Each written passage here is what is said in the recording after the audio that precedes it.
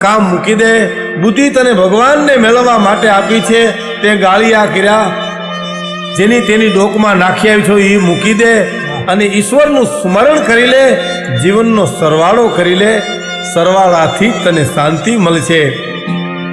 મિત્રો, સૌરાષ્ટ્ર ગુજરાતના બહુ જાણીતા ભજનિક હેમંતભાઈ ચૌહાણને વિનંતી કરું કે બાપા એવું એક ભજન સંભળાવો, જીવને ચેતાવતા હોય એવું ભજન સંભળાવો।